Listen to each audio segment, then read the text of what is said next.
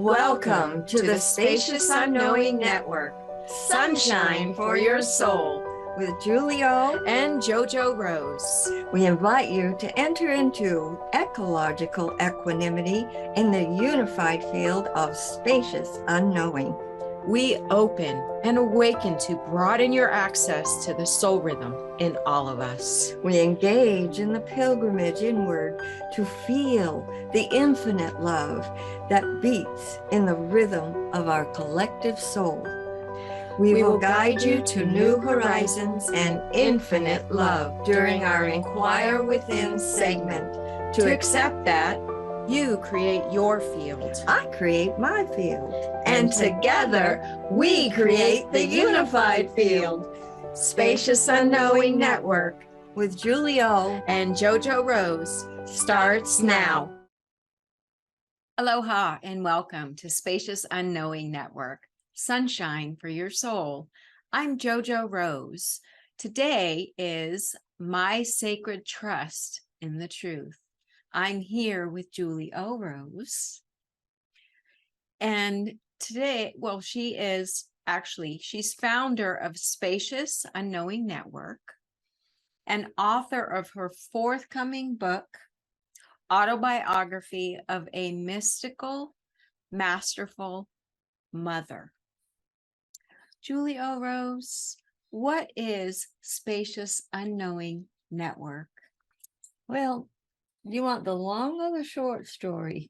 You can do the long, that works. Okay.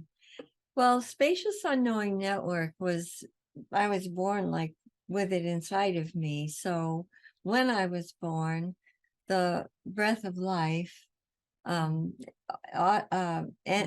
animated my developed soul with spacious, yeah, right. Yes, that's Spacious Unknowing, yes. Along with spiritual acuity, emotional stability, mental clarity, and with my psychological life intact. So that was something that I had to play out through my life. And that meant that the sacred passage inside was the knowing that arrived from spacious unknowing. Okay. Then when I grounded it in a ritual on the earth, it became truth, that I was walking in the truth of why I came. So with the first big change in my life, at my birth, my mother had a vision of Saint Teresa, the little flower, and she, I was in her arms in bed, we were in a hospital bed, and my mother saw her and had a lot of peace from Saint Teresa's eyes, but then she doubted that she had seen her. A nurse walked in the room about the time she started doubting, and the nurse said, "Oh, where are your roses?" She's looking around the room, and she walked closer. As she walked closer, she saw there was a long-stemmed rose at the foot of my mother's bed. And she picked it up, and the fragrance was so big, according to her, and my mother immediately didn't doubt anymore that it had really happened. Yes. And so it was a beautiful red rose. And when we went home, my mother was very ill.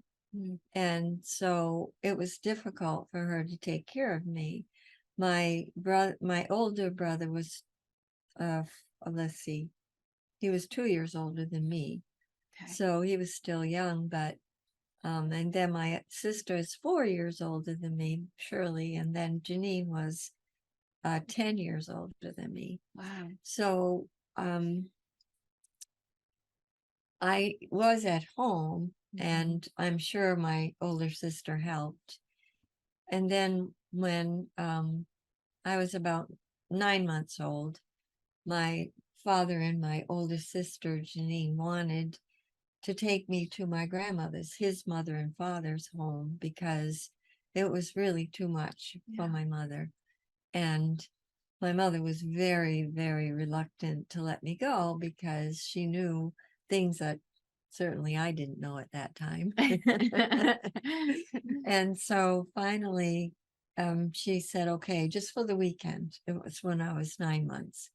So I went for the weekend, and when my father brought me back, I had a rash all over my body. Oh And my boy. mother immediately knew what had happened, because I think I said it in another talk on this, that on Saturday night in where I lived in Maine, the dinner was the same in every household. And it was baked beans that were made fresh in a bean pot in the oven. Each of the families had their own recipe. And hot dogs, which were chain linked, and they were quite different from the hot dogs today. And then brown bread. And so that was a meal. And my grandmother used a lot more spice than my mother did. And so she had fed me beans. So I'm sure I loved it. I'm sure you did too. So when that was made my mother certain, that I couldn't go back there. But when I was a year old, my father and my sister again said, we really need to bring her and let them take care of her. And so my mother relented because she really couldn't do it.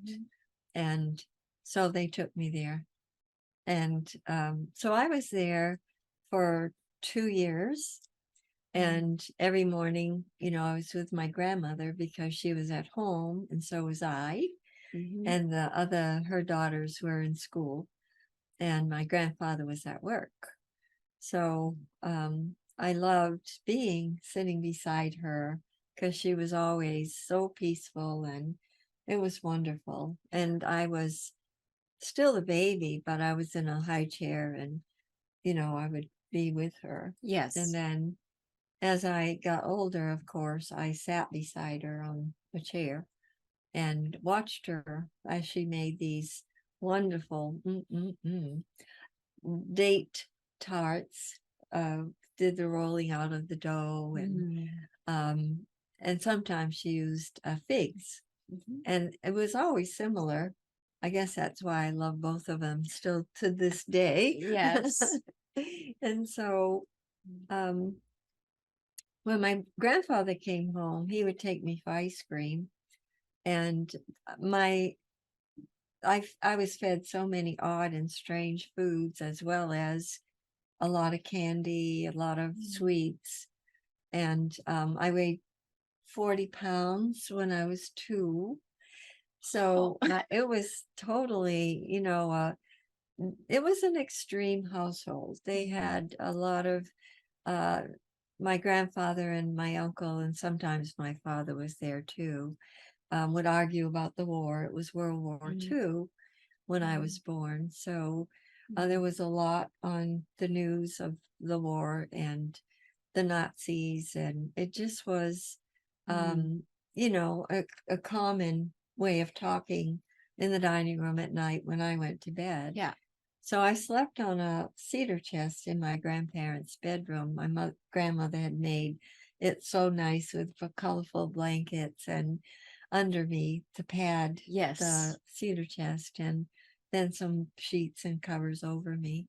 And so I loved it. I loved being in there. It was a warm and cozy little bed. And so when my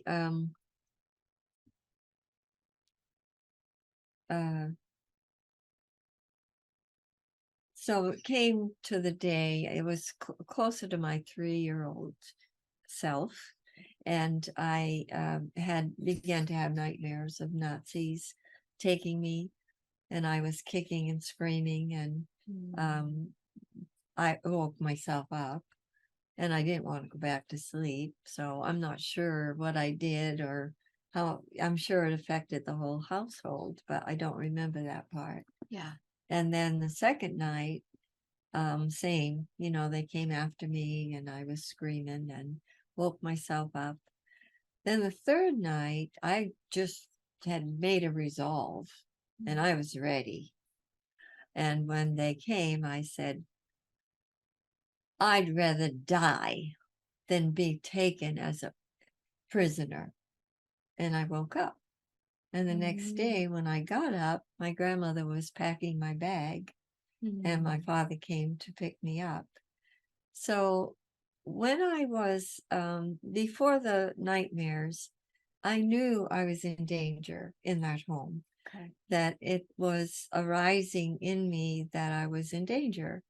And when that after I knew that I'd rather die than be taken prisoner, that was the ritual that put me here, landed me on earth, because I had an inner passageway from Spacious Unknowing that I was born with, and I needed that inner awareness. But then the I had to have a ritual to ground it and land it here on earth. So I'm here. So my spiritual acuity was the first one that I came in with, and that was what this was. I had to be grounded in a spiritual acuteness of why I was here. And so the next one was when I was going to make my Holy Communion, and I had a rehearsal, and I was the only one in the family who needed to go to church. So I went to the bus stop to wait for the bus, and I decided to sit on some steps of a business that was, there was a canopy, and it was just kind of nice while I was waiting for the bus. Usually I was with my brothers and my brother and sister, but this time I was alone, and I was 6. Yeah, I was 6. It was before I made my first communion. Anyway, the woman who apparently was the owner of the business came out and said, "What's your name?" And I told her, and she said, "What are you doing here?" And I said, "I'm waiting for the bus. I'm going for a rehearsal for my first communion." And she said, "What's your father's name?" And I said it, and she just turned on her heel and walked back into the place. And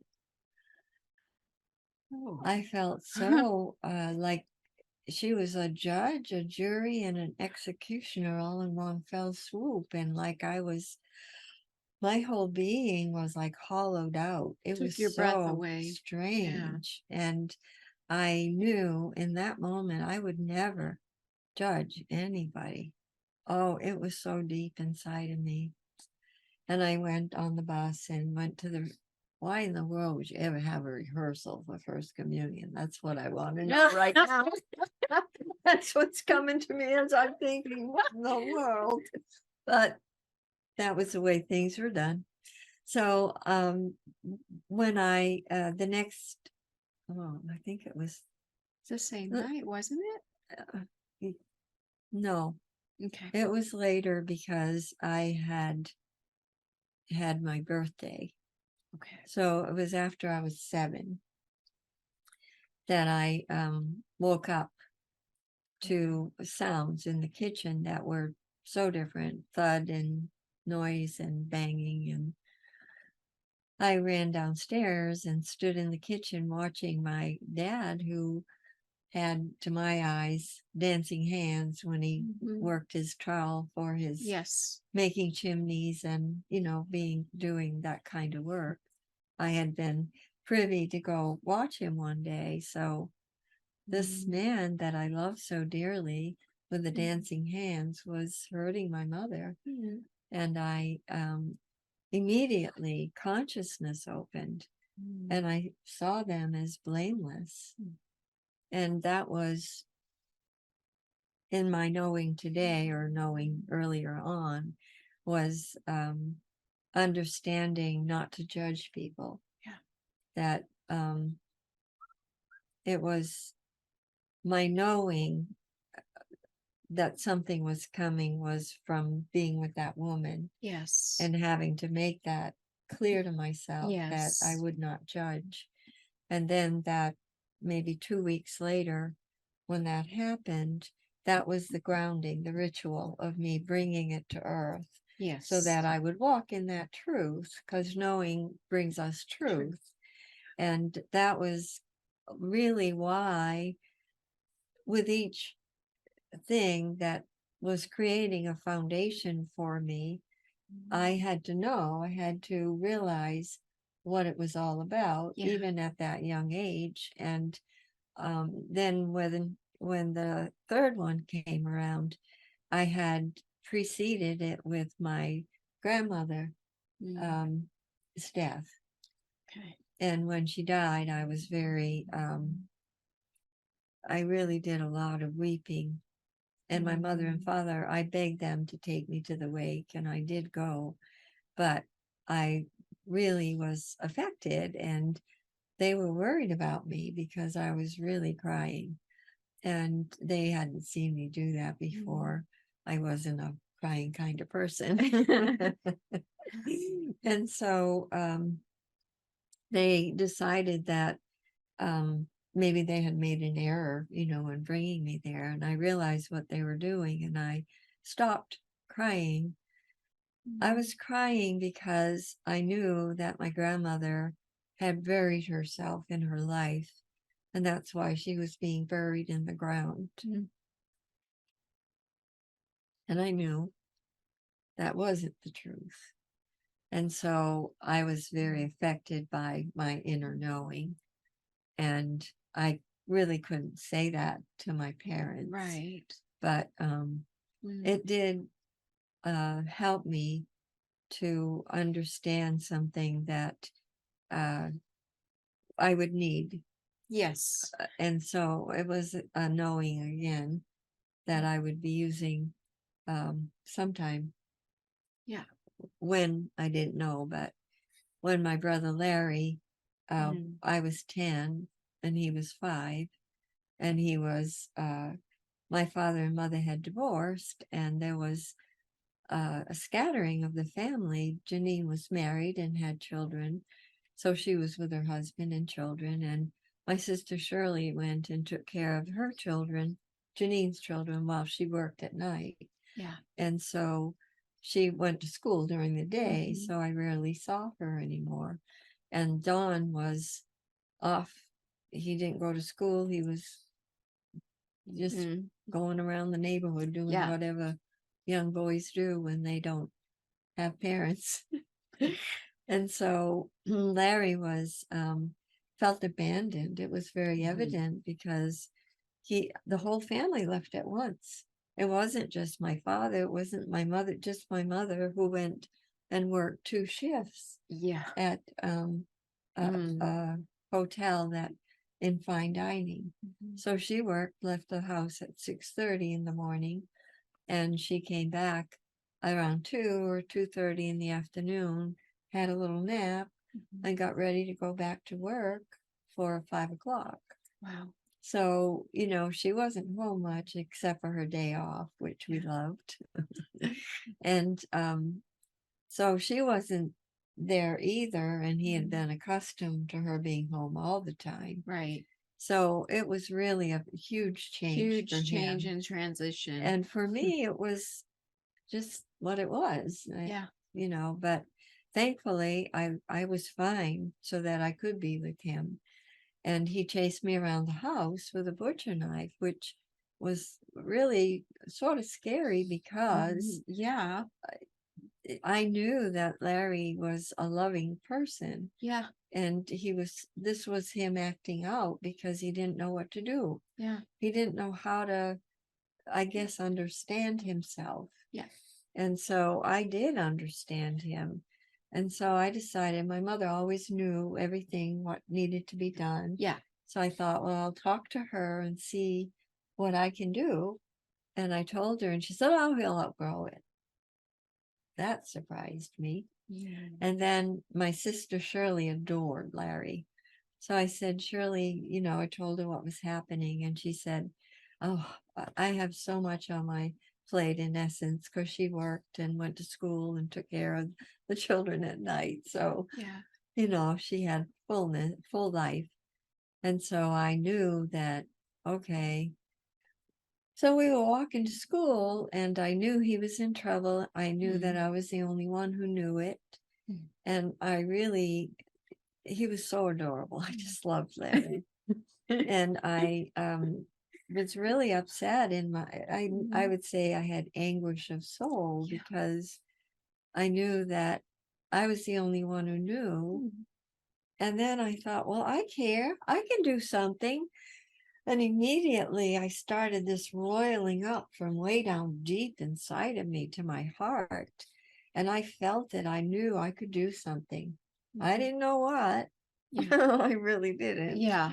But Larry got the feeling because looked at me and said, "Are you okay?" With his little freckle face cheeks, and his losing his teeth. And it was so cute. So cute. And so I said, "No, I'm fine, and I'm good."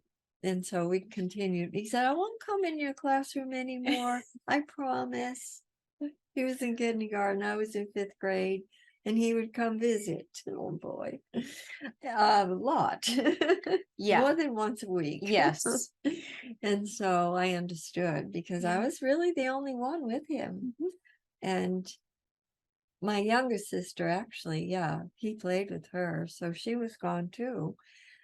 She was 2, 3, 3.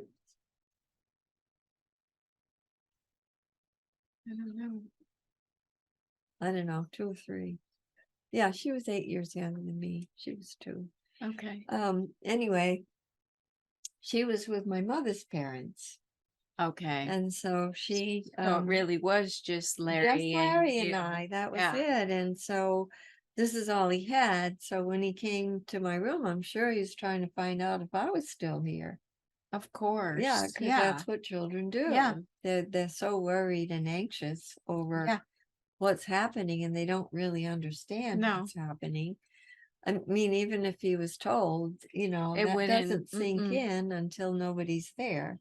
They just know what they feel. Exactly. They And he just know what felt they feel, and abandoned. he felt all of that. So when we walked home, well, we went home for lunch always.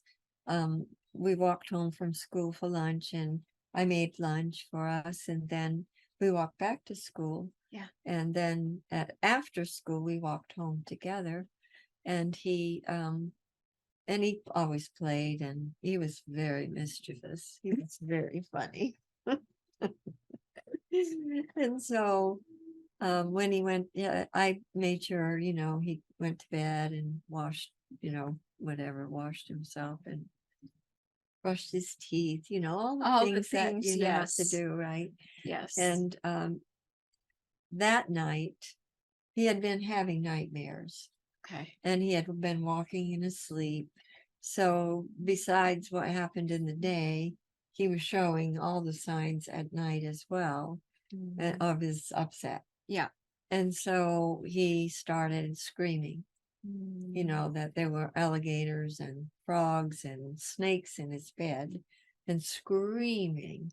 And so I knew, okay, this is it. I know I need to be with him. So I really deliberately walked up each step to get my courage and my resolution up. And when I got to the landing, because there was a landing at the top of the stairs, and there was a step up to get into his bedroom on the left, and there was a step up to get to the girls' bedroom on the right. Yeah. And so I was on the landing, and I did not know what to do. Yeah. I was in it, but I didn't have everything I needed to walk into his room. And the light came into my heart. It was electric. It was really an electric. I suppose it was magnetic, what rose, and this was electric. So the electromagnetic field was available to me for being with him. I needed it. Yeah. And so when I went into his room, I just found me yanking back the blankets and sweeping all the snakes and frogs and alligators out of his bed and saying it loud like a man would. I said it in a really deep voice, Yeah. so that he would feel like his dad or, Yeah. someone was helping him. And and I knew that it needed to just be a real thing to him. Mhm. And then he had tears streaming down his cheeks and sat up in bed, and I gave him a big hug and wiped his tears, and he lied down and I kissed his forehead and went downstairs. And as I'm walking down the stairs, my body's like this from the vibration of what had happened. And I went, I did it. It's all inside of me. It was so potent. And again, it was that I had known with my grandmother a certain thing that would have been the same in Larry's life, I am certain. But because of the ritual, Larry, no, he's never fallen prey to that. Yeah. He's really a Yes. different kind of person. Um, very different. And so it was a ritual of the knowing and then the bringing the truth to actually activate that mental clarity. Yeah. Because when I was on that The landing. landing, it was really, I was aware that I Mm. only had half of what I needed. Ah. And so I needed something further. Yeah. And it was the mental clarity. And that came in, and boom, I went right there and did what I had to do. And it worked. And Yeah. I knew it was a spirit of truth for both of us. I knew it. I knew that we would be bonded forever. Yeah. And we are. Yeah. You And are. so that was, again, there was the second one was the emotional stability, because despite what was happening, I didn't get emotional about it. I was given to be in consciousness for what I needed to understand. And I'm certain that it did stop them. So it was really beneficial to me and to the ones with me, Yes. because my grandmother, back at my 3-year-old, I'm sure was ready for me to leave. Yes. I'm sure that, that was a lot for her. Yeah. With everything else that was in her life. And so I was, and also why I wept with my grandmother was that from the time I left there, I was not allowed to go back. And Okay. I didn't know why my mother was so strict about it, because she was not mean. My mother wasn't mean. And I knew she wasn't vengeful. I didn't understand why I couldn't go. So Larry and I snuck to go there after school one day. Because nobody was home. We could go to see my grandmother and then go home. Yeah. And my grandmother knew why my mother had made that Yes. restriction. And so she said, oh, you two have to go home. Your mom will be looking for you, because she comes home about this time. Yeah. And so it's true. She was home, and she was worried about us. There were no phones, Yeah. So, they- yeah. I think my grandparents had a phone, but we did not. So there's no way. Well, yeah, actually we did. When my mother went to work, she got a phone, but my grandmother would never have called her Right. to tell her that. Right. Yeah. She trusted us to go Yeah. home right now. Yes. And we did. And so we told my mother what we had done, and she scolded us, but we were truthful. Yeah. And so that was okay. So again, the inner passageway was the knowing, and then the ritual that landed me on earth with the clarity that I needed, or the emotional stability, or the spiritual acuity. It was all inclusive. So, and it happened every 3 years, seemed like. So that really was the ground of being.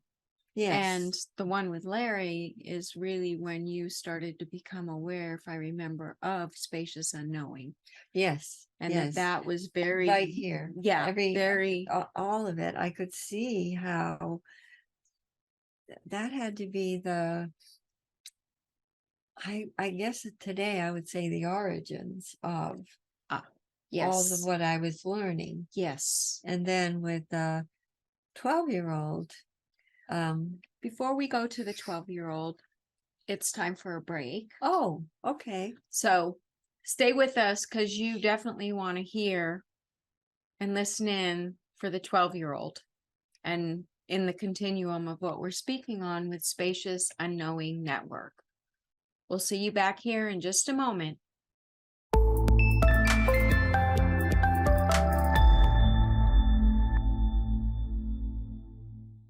Aloha and welcome back. You are listening to Spacious Unknowing Network.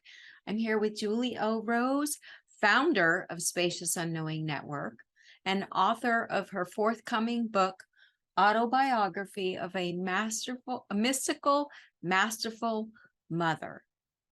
So Julie, right before break, you were going to share from when you were 12 years old. So I would love to hear it. And I'm sure our listeners would too. All right. Well, when I was 12, I was in 7th grade. Yes. And that was a huge change because I had been in elementary school and now I was in junior high school. So there wasn't one person in my classroom that I knew. And we didn't move from room to room. We just stayed in one room. Okay. Other than, for gym or whatever else was a art, maybe. Yeah.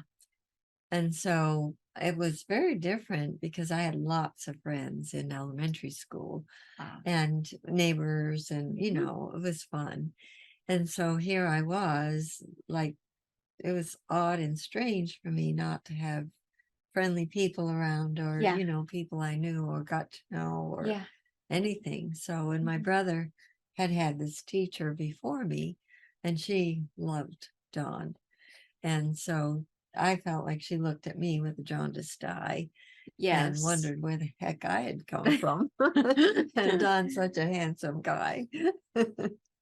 And so I definitely was out of my element, I would say. And I couldn't seem to make friends. And that was very strange to me.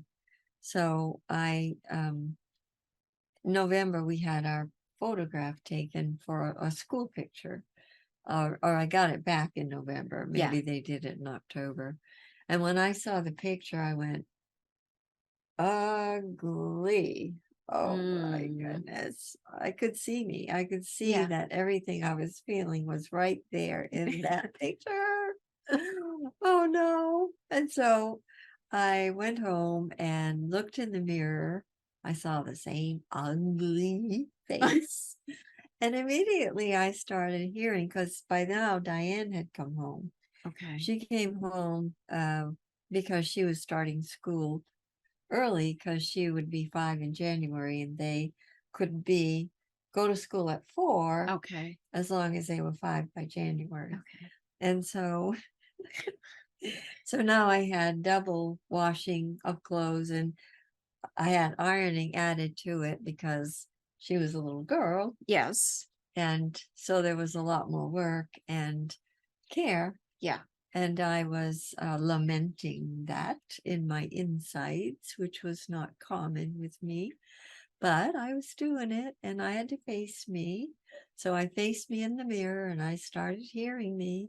I started hearing what I was saying to me. And I realized that, oh, yes, that would create ugliness. Okay, so I'll take care of the rest of this when I go to bed because right now I have to get dinner for Larry and Diane and me. And so, so I did. And then when I went to bed, I really saw very clearly what I had been doing. Yeah. And probably that's why I made no friends. And, it was real clear to me, all of it. And I must have been really very affected by having more on my plate maybe than I Yes. wanted to have, Yes. and school and homework and always there's all the And a lot of changes. yeah, Yeah. change, and Yeah. in terms of where were my New friends, school. they were all in different Yeah. classrooms, so spread out, and I didn't get to see them because we weren't going on the same bus, nothing. Okay. So Yeah. it was all different. Anyway, no excuses. I No. realized that I needed to do something to change all of this. Mhm.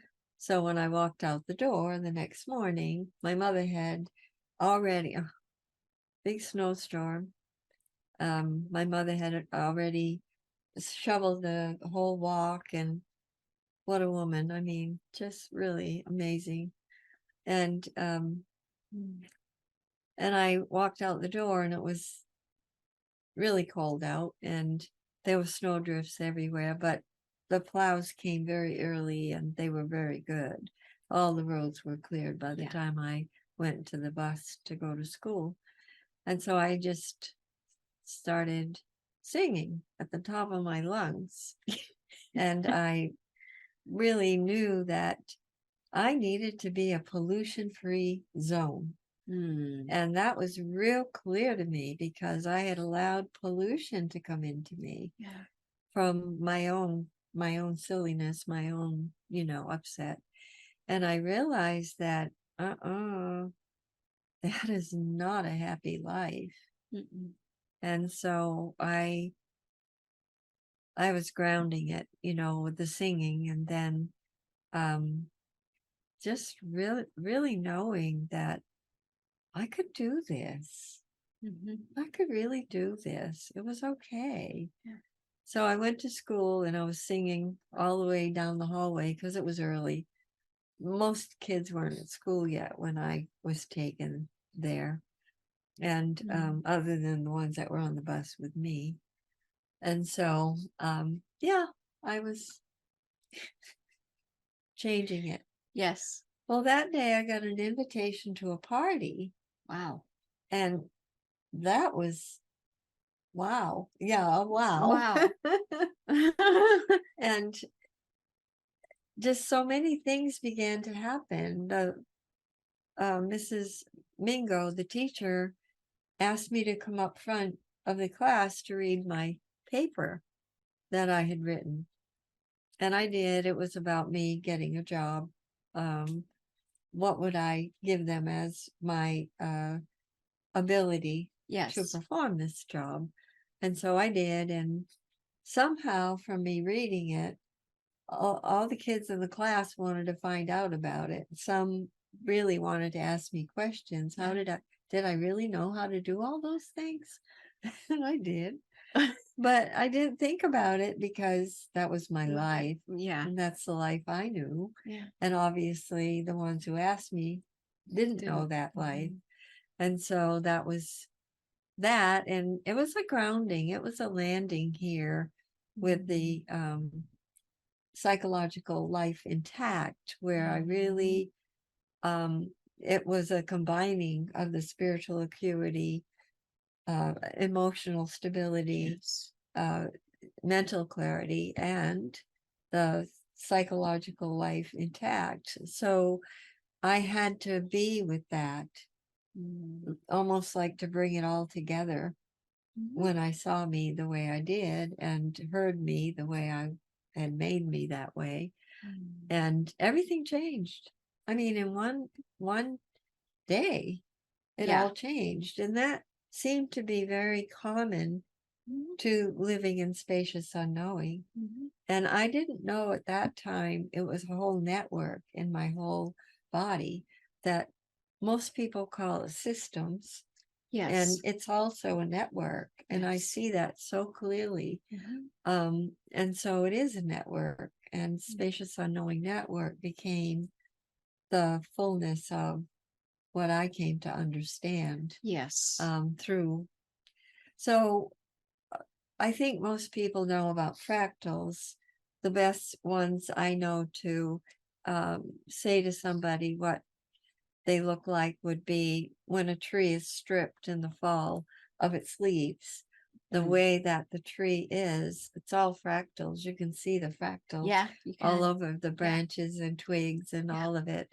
And that's it. Fractals are everywhere in nature and inside of us.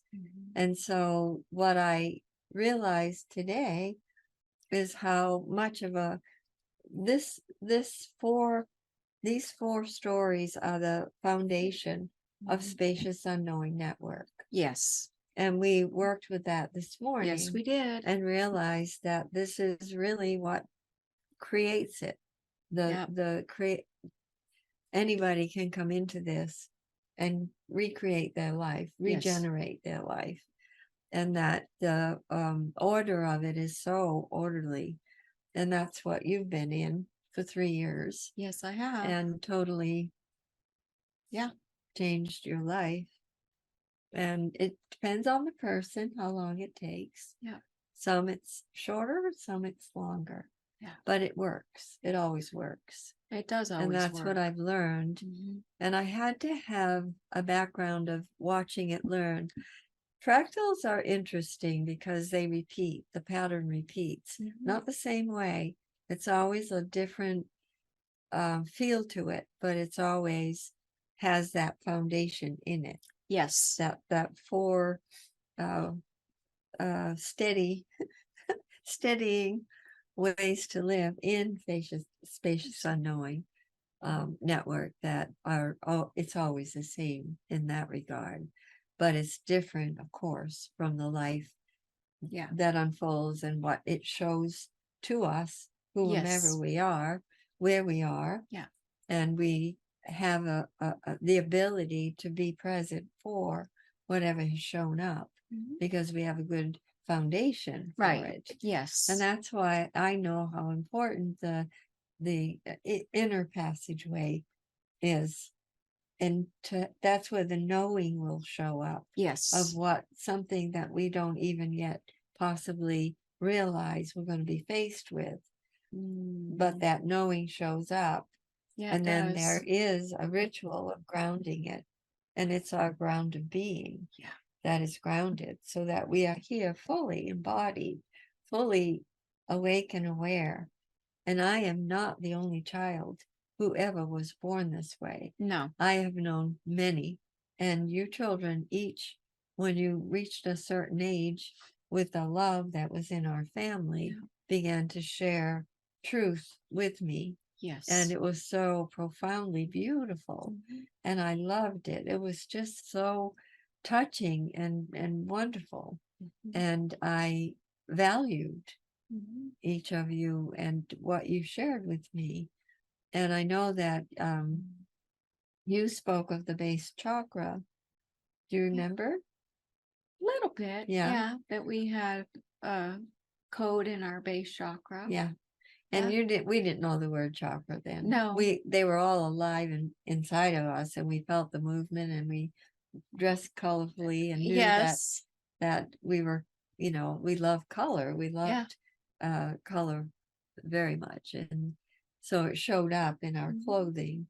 But we didn't know the word chakra, but we lived in it. And Jay and Matt would tell me about all the vortices that were in us, the little ones, the big ones. Yes. And they were very clear with me. I mean, it's like they could see everything very well, very clearly.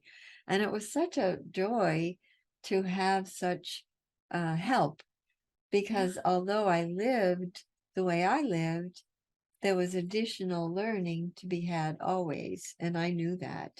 And I valued that you children were such gifts that way to me. And I just really loved being a mother because it was mystical and it was masterful, because I had to use everything that I knew to be present with each of you every day. And it was a joy to me. My favorite, that to me was my career, because I loved being a mother. The reason is because every day was different, and I Yeah. never knew exactly what was going to turn up. But I had become accustomed to that with Larry and Diane. Yes. So people would say to me, how do you know what you know to be with your children? And I'd say, well, this is my second family. And it was true. Yeah, I did it is learn true. so much with Larry and Diane and working. I worked and I went to school and, all of it. And I learned a lot about all of it. So And so again, it's a repeated pattern. it is. And it was. And And yet the repeat was very different from the first yes. time because Yep. it always is. Yep. And each time that foundation is always steady and sure and true inside of me. And definitely it was used consistently throughout my life till this day. And it works. It always works. And it works not only for me, but it's worked for many others who have been in it with me. And that's the joy too of being in this life. And I don't talk as much about that as I could, but maybe I'll start. Yeah. Yeah. That would be wonderful. Yeah. So, yeah, it's really a pretty wonderful life. It is a wonderful life. And I'm thankful to be here with you and to be learning and understanding Spacious Unknowing Network and opening up in a way that allows the knowing to come. And then you're right, there is the necessity to ground it on the earth or have it come in practical application. Yeah. Without that, it's not as full as it needs to be. It isn't full at all, JoJo. Yeah, that's true. When people just live inside and they isolate themselves that way, and they feel separated from everyone and feel separate inside, it's a very hard life. It is. And it's a struggle life. Yeah. And so there are ways to come out of that. And there are some that are, it's just important that there are those of us on the planet who can be present for the ones who don't have it, but can get it, can receive it. Yes. And that's the beauty of this world and this life is It that is. there are so many helpers on our planet today. And, Fred Rogers, who was the PBS and did the children's show. Yes. He would always say that his mother told him, no matter what happens in your life, always look for the helpers. Yeah, that's great. Wow. Yes. And that is it. That's really true. Because there are times when each one of us needs someone who will share with us something that we're needing right now. And makes us even more willing to do that with others because we understand the value of it firsthand. Yes. And my mother was like that with me. So I had a good foundation with her. Yeah, you did. And when she left and went to work, and I never saw her much, none of us did. But she was determined to buy the house and fix it and put a new furnace in and take care of us that way. And that was her mission, that was why she was doing what she was doing. Yeah. But you know what? She did that double shift for 40 years. Wow. 40 years. I mean, hello. Yeah. How do you do that? A woman who was diagnosed with rheumatoid arthritis, who didn't miss a day of work, who was never sick. I mean, hello. You can't do it unless you have a purpose and you know it. Well, but she was a marvel to me that, most people who had that were in a wheelchair. Yeah. And totally unable to do anything. And she carried those trays up on her shoulder, the heavy trays, and with all that food on them, and you have to bring them around right to the table. And I would never be able to do that. So, there are things that people can do that some of us would shrink at, and there are things that we do that others might shrink at. Yeah, and in this moment, I want to honor you in context to being a mystical, masterful mother. Because for many years I didn't understand, but now I do. Yeah. And the beauty and the wonder and what I get to see and behold and be in the presence of every day with what Spacious Unknowing Network really is, touches me deeply. Yeah. Moves me deeply. It aspires me to live this life. Yeah. And I have you to thank for that. Well, and I'm thankful that you decided to be in this life with me. Yes. Yes. So it's wonderful. I'm very thankful.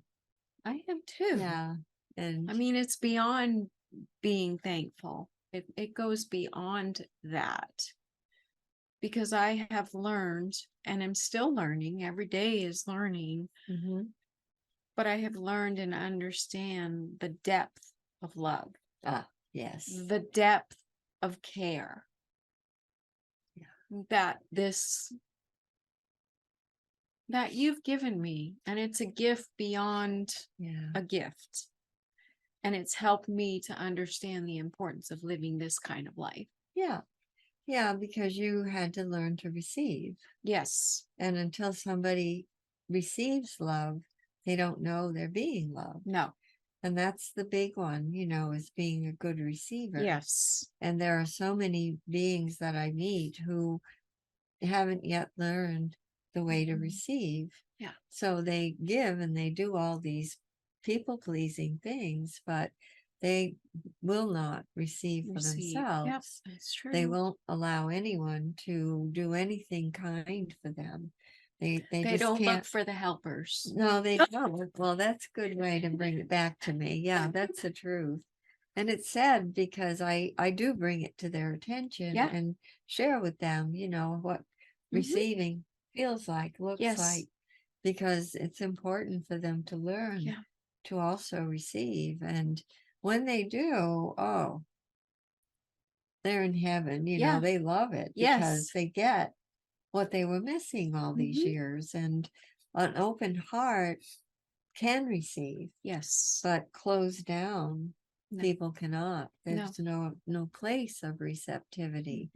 And oftentimes life happens and people do close down. Yeah. They shut down all their networks. They shut down everything and not realizing the harm it's going to cause them. And also, the harm it may cause many other people in their wake. And so it's a really, it takes a lot of courage to come into this way of life. Yeah. And I've realized that through other people. Yeah. Because I grew up in it and I lived it always. So when you live in something, you don't really realize even how to bring it to someone else. Yes. And it's, important to learn all the ways that people could use it. Yes. And be present in it and find the treasure of it, which is really the truth. I say this is our treasure chest. So everything's in our treasure chest. That's very true. Very true. And it is. Yeah. We've come to the end of the show again. Oh, okay. I'd love to keep talking. Yes, we probably will after the show. That's a commonplace thing that happens. Thank you so much for being with us. You have been listening to Spacious Unknowing Network. I'm JoJo Rose, here with Julie. That's okay. Go. Here with Julie O. Rose, the founder of Spacious Unknowing Network and the author of her upcoming book, Autobiography of a Mystical, Masterful Mother. Until next Monday, enjoy your week. Aloha. Thank you for listening to Spacious Unknowing Network, Sunshine for Your Soul. with Julie O. and JoJo Rose. Join us again for life-affirming communication every Monday at 7 p.m. Pacific Time on TransformationTalkRadio.com so that you can bask in the rays of infinite love. Access soul rhythm to tap into your real being for your heartbeat in the rhythm of your soul.